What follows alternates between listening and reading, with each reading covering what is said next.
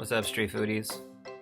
You guys stuck inside, like me, trying to avoid the effects of blue light on your brain?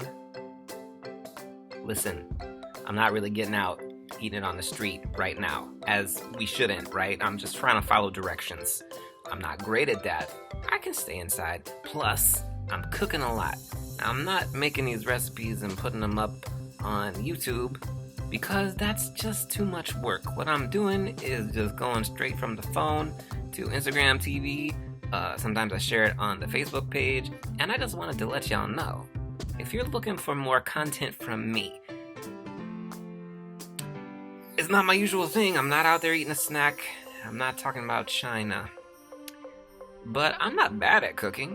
I'm just saying, if you need some quarantine cooking ideas, just give me a follow. Or, check out the Facebook page, whatever. I'm just letting you know here that everything's gonna be fine. Probably. This is not a great time for going out and eating it on the street, but you know what it is a great time for is to get into the kitchen and cook something. Be creative, to use your hands, move around, you can do it with the family. It's just good times. Y'all, check it out if you want to. Get cooking, you know what I'm saying? Not street food, but it's food. So, check it out.